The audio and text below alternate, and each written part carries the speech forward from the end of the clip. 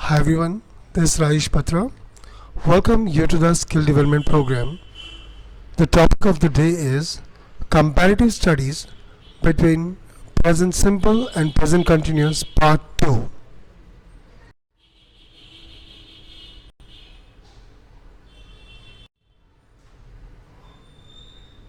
We use continuous tenses only for actions and happenings.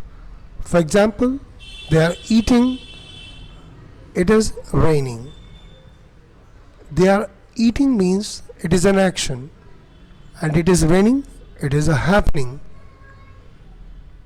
Some verbs, for example, know, like, are not action verbs.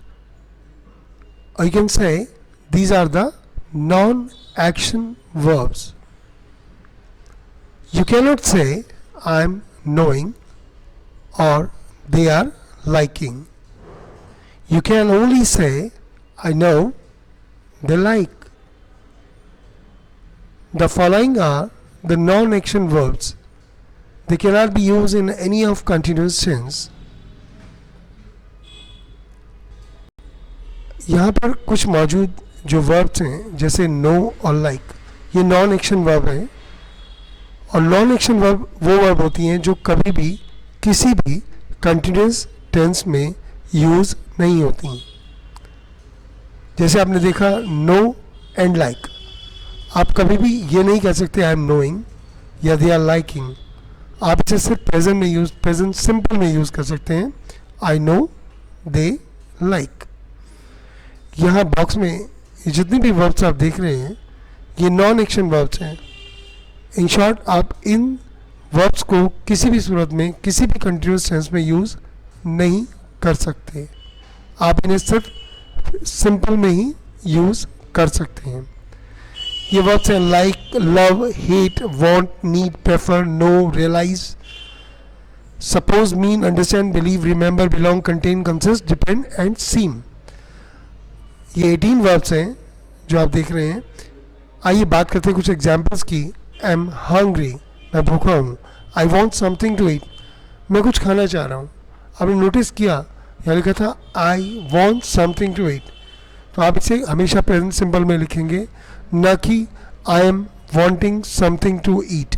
आप इसे continuous में नहीं लिख सकते हैं। Do you understand what I mean, आपको मेरी बात समझ में आ रही है जो मैं कह रहा हूँ। आप इसे भी कभी भी कंटिन्यूस टेंस में नहीं बना सकते। आप इसे कभी नहीं कहेंगे आर यू अंडरस्टैंडिंग, आप इसे बोलेंगे do you understand. And doesn't seem very happy at the moment, and एक लड़की का नाम है, वो रो रही है, परेशान है, खुश नहीं है। तो उसको देखकर उसके पापा ने कहा कि and doesn't seem very happy at the moment, and इस समय ज़्यादा खुश नज़र नहीं आ रही है। तो जैसा कि मैंने भी बोला खुश नज़र नहीं आ रही है, तो यहाँ पर वर्ड यूज़ हुआ है सीम। सीम एक ऐसा वर्ब है जो नॉन एक्शन वर्ब है, इसलिए आप इसको कभी भी कंटिन्यूस टेंस में नहीं बना पाएंगे। आप इसे कभी ऐसे नहीं बोलेंगे Ann is not seeming very happy at the moment. आप इसे प्रेजेंट सिंपल में यूज़ करेंगे, Ann doesn't seem very happy at the moment. आइए बात करते हैं एक और वर्ब की। इस वर्ब का नाम है थिंक। थिंक एक ऐसा वर्ब है जिसको आप प्रेजेंट सिंपल और प्रेजेंट कंटिन्यूस दोनों में इस्तेमाल कर सकते हैं, लेकिन अलग अलग सिचुएशंस में। आइए बात करते हैं आई थिंक, यानी प्रेजेंट सिंपल की एक सिचुएशन पे। अगर हम थिंक वर्ड का इस्तेमाल प्रेजेंट सिंपल में करते हैं तब हम उसको ओपिनियन के रूप में समझते हैं। जब वर्ड थिंक का इस्तेमाल प्रेजेंट सिंपल में होता है तो हम उसका अर्थ निकालते हैं ओपिनियन के रूप में।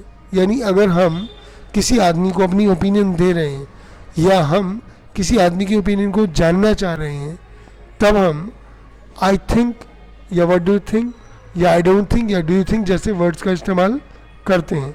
आइए बात करते हैं एग्जाम्पल पे। I think it is your pen, यानी ये मेरी ओपिनियन है, ये मेरी राय है, मैंने सोच समझ के ये तय किया कि ये आपका पेन है, इसलिए मैंने बोला I think it is your pen, ना कि I am thinking it is your pen. इसी तरह से मैंने किसी आदमी से उसकी ओपिनियन जाननी चाहिए तो मैं उसे कुछ इस तरह से बोलूँगा what do you think will happen, ना कि what are you thinking will happen. यानी आपको क्या लगता है, अब क्या होना है। I don't think the exam will be difficult, भाई मुझे तो लगता नहीं कि एग्ज़ाम इतना मुश्किल होगा, आप इसे कभी भी आई एम नॉट थिंकिंग नहीं बोलेंगे। Do you think it is difficult, आपको क्या लगता है मुश्किल है, इट मीन्स कि मैं आपकी राय लेने की कोशिश कर रहा हूँ। अब बात करते हैं आई एम थिंकिंग की, यानी आई एम थिंकिंग यानी प्रेजेंट कंटिन्यूस। थिंक वर्ड का इस्तेमाल जब कंटिन्यूस में होता है तब उसका सेंस होता है कंसीडर यानी विचार करना, यानी कोई चीज़ आपके दिमाग में चल रही है। Present continuous used in other words if something is going on in mind, यानी अगर कोई चीज़ हमारे माइंड में चल रही है या सामने वाले के दिमाग में चल रही है और हम ये जानना चाह रहे हैं, तब हम कभी भी प्रेजेंट सिंबल का इस्तेमाल नहीं करते हैं, तब हम बात करते हैं प्रेजेंट कंटिन्यूस का। जैसे you are looking somewhat disturb, भाई तुम आज कुछ परेशान से दिख रहे हो। What are you thinking about, किस बारे में सोच रहे हो भाई। It means what is going on in your mind, what are you considering. I am thinking of selling my car या I am thinking of selling this car, मैं इस कार को बेचने के बारे में सोच रहा हूँ।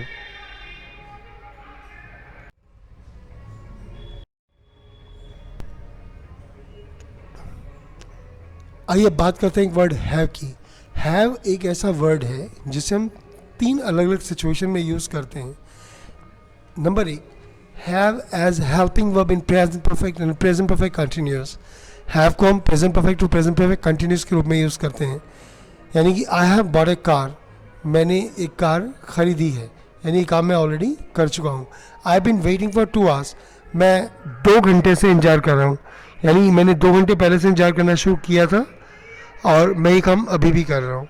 कोई भी काम अगर किसी इंसान ने पास्ट में करना शुरू किया और वो काम अभी भी प्रेजेंट में जारी है, इस चीज़ को प्रेजेंट परफेक्ट कंटिन्यूस बोला जाता है। और यहाँ पर लगता है आई हैव बीन और इसके बाद वर्ब की फर्स्ट फॉर्म विद आईएनजी यानी वेटिंग, एंड फॉर के बाद हम पीरियड ऑफ टाइम लगाते हैं यानी ड्यूरेशन, अवधि 2 घंटे। तो मैं 2 घंटे से इंतज़ार कर रहा हूँ।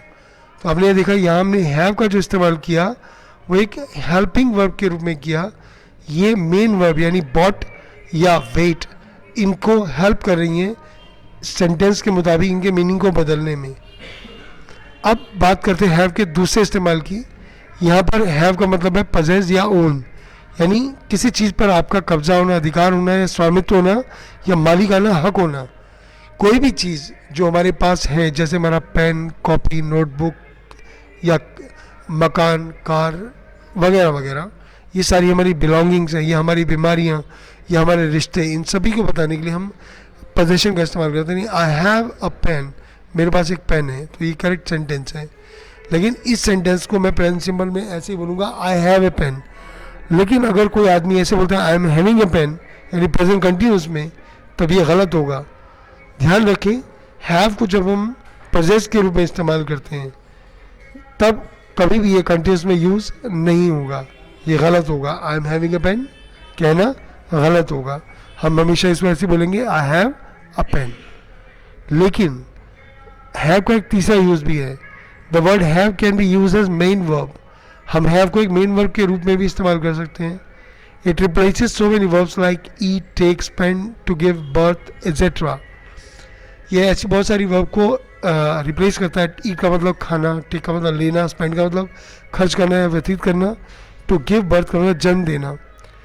इस मामले में in this case it can be use in both present simple और कंटिन्यूस। इसमें हम इनको कैसे भी इस्तेमाल कर सकते हैं, प्रेजेंट सिंपल में भी और प्रेजेंट कंटिन्यूस में भी। आइए बात करते हैं प्रेजेंट कंटिन्यूस में कैसे। अगर मुझे कहना है कि आई एम ईटिंग लंच, तो मैं वहाँ आई एम हैविंग लंच बोल सकता हूँ, यानी मैं इस वक्त लंच खा रहा हूँ। प्लीज़ हैव योर सीट, कृपया सीट लीजिए, यहाँ मैंने हैव का इस्तेमाल टेक की जगह पे किया। प्लीज़ टेक योर सीट किया, हम प्लीज़ हैव योर सीट कह सकते हैं। I am having a great time here, it means कि I am spending a great time here, मैं यहाँ सही वक्त गुजार रहा हूँ। आइए बात करते हैं 4 वर्ब की। सी, हियर, स्मेल, टेस्ट। सी का मतलब देखना, ईयर का मतलब सुनना, स्मेल का मतलब सूंघना और टेस्ट का मतलब स्वाद लेना। We normally use present simple not continuous with these verb. हम इन सभी वर्ब के साथ हमेशा प्रेजेंट सिंपल का इस्तेमाल करते हैं, ना कि कंटिन्यूस का। Do you see that man over there, क्या आपको वो आदमी वहाँ दिखाई दे रहा है, तो आप इसको are you seeing that man over there कभी नहीं बोलेंगे, क्योंकि सी का इस्तेमाल जब हम करते हैं और सी का मतलब जब देखना होता है तो हम उसको प्रेजेंट सिंपल में यूज़ करते हैं, ना कि प्रेजेंट कंटिन्यूस में। दिस रूम स्मेल्स, इस कमरे से बदबू आ रही है, लेट्स ओपन अ विंडो। आप कभी ऐसे नहीं बोलेंगे this room is smelling. We often use can with see, hear, smell, taste. आप इन सभी वर्ड्स के साथ कैन का इस्तेमाल भी कर सकते हैं। जब हम इनसे कैन का इस्तेमाल करते हैं तब ये बात करते हैं किसी इंसान के बारे में। फॉर एग्जाम्पल मैंने कहा कैन यू हियर समथिंग, क्या आपको कोई आवाज़ आ रही है? Listen, can you here something, आपको कोई आवाज़ आ रही है? आप जो ऐसे भी कहते हैं या आई कैन स्मेल बर्निंग, मुझे जलने की बदबू आ रही है। कैन यू, आपको आ रही है क्या? But you can use the continuous with see. आप चाहें तो सी के साथ कंटिन्यूस का इस्तेमाल कर सकते हैं, लेकिन एक अलग सिचुएशन में। और वो सिचुएशन ये है when the meaning is having a meeting with, यानी जब सी का मतलब देखना ना होकर मिलना हो, किसी से मिलना हो, हैविंग अ मीटिंग विद हो, तब हम प्रेजेंट कंटिन्यूस में सी का इस्तेमाल करेंगे और वहाँ वो एक फ्यूचर की तरह ट्रीट होगा। यानी वो काम जो आपने ऑलरेडी डिसाइड कर लिया है, उसका अरेंज भी कर लिया है, उस चीज़ को हम इंग्लिश में जब बोलते हैं तो प्रेजेंट कंटिन्यूस वाले फॉर्मेट में बोलते हैं। यानी I am seeing the manager tomorrow morning, मैं कल मैनेजर से सुबह मिलने जा रहा हूँ या मिलूँगा। अब बात करते हैं एक अगर सी टर्म की, यानी सी के अंदर लिखा है ही इज़ सेल्फिश और he is being selfish. He selfish तो आप समझते हैं कि ही इज़ सेल्फिश यानी वो स्वार्थी है, लेकिन ही इज़ बीइंग सेल्फिश के मतलब क्या है? ही इज़ बीइंग सेल्फिश का मतलब ये हुआ कि वो सेल्फिश है नहीं, लेकिन वो ऐसा होने का ढोंग कर रहा है। सेल्फिश का मतलब खुद गर्ज। I can not understand why is being so selfish, यार मेरे समझ में नहीं आ रहा ये इतना स्वार्थी होने की कोशिश क्यों कर रहे हैं, ये स्वार्थी होने का ढोंग क्यों कर रहे हैं। Is not use like that, ये वास्तव में ऐसा है नहीं। बीइंग सेल्फिश का मतलब होता है बीइंग के आगे हम एक एडजेक्टिव का यूज़ करते हैं, लेकिन वह एडजेक्टिव एक इंसानी फितरत होना भी चाहिए। तब हम जब बीइंग के आगे उस एडजेक्टिव का यूज़ करेंगे तो उससे हम ये जानेंगे कि हम किसी आदमी के व्यवहार के बारे में बात करें कि वो आदमी किस तरह से व्यवहार या आचरण कर रहा है। यानी बीइंग सेल्फिश का मतलब हुआ behaving selfishly eight the moment, यानी कोई इंसान केवल उसी वक्त व्यवहार स्वार्थी होने का ढोंग कर रहा है, यानी वो ऐसा है नहीं। But he never thinks about other people, भाई वो दूसरों के बारे में कतई नहीं सोचता, ही इज़ वेरी सेल्फिश। तो यहाँ हम वाकई ये कहने की कोशिश करें कि ही इज़ सेल्फिश जनरली, वो वास्तव में सेल्फिश है, नॉट एट द मोमेंट, ना कि इसी वक्त ऐसी बात कर रहा है। अब हम बात करते हैं is are am plus being plus adjective की to say somebody is behaving. It is actually possible in other sent, it is not possible in other sentences. कुल मिला के कहने का मतलब जैसे मैंने अभी बोला कि ऐसी बहुत सारे एडजेक्टिव हैं जो इंसानी फितरत को नहीं दर्शाते हैं, जैसे हॉट या टायर्ड, ये इंसानी फितरत नहीं है। तो हॉट का मतलब होता है गर्म, यहाँ मौसम का मिजाज गर्म है तो हमने बोला इट इज़ हॉट टुडे। सरा थकी हुई है तो उन्होंने कहा सरा इज़ वेरी टायर्ड। मान लो अगर आपको ये कहना हो कि इस समय जो सा है वैसे तो सर्दी है लेकिन गर्मी से महसूस हो, तब आप इसको it is being hot today नहीं बोलेंगे और सरा इज़ बीइंग वेरी टायर्ड नहीं बोलेंगे। क्यों? क्योंकि ये इंसानी फितरत में नहीं आती हैं। हम बात करते हैं लुक और फील की। लुक और फील दो ऐसी वर्ब है जिन्हें आप चाहे प्रेजेंट सिंपल में लिखें या प्रेजेंट कंटिन्यूस में लिखें, दोनों में सेम होगा। यू लुक वेल टुडे, आज आपकी तबीयत बिल्कुल सही लग रही है, और you are looking well today इसका मतलब भी बिल्कुल यही है कि आज आप बहुत अच्छे दिख रहे हैं, आपकी तबीयत बिल्कुल ठीक ठाक लग रही है। How do you feel now या how are you feeling now, आपको कैसा महसूस हो रहा है, दोनों का एक ही मतलब है। But I usually feel tired in the morning, लेकिन जब भी आप यूजुअली, ओकेजनली, जनरली इस तरह के वर्ड इस्तेमाल करते हैं जो प्रेजेंट सिंपल में इस बात की ओर इशारा करते हैं कि ये काम बार बार हो रहा है, तब हम कभी भी प्रेजेंट कंटिन्यूस का इस्तेमाल नहीं करेंगे। जैसे मैंने यहाँ लिखा I usually feel tired in the morning, तो यूजुअली प्रेजेंट सिंपल की ओर इशारा करता है, इसलिए आप इसे कभी भी कंटिन्यूस में नहीं बना पाएंगे। आप बोलेंगे I usually feel tired in the morning, ना कि I M usually feeling tired in the on. With that, the topic is over. Have a nice day.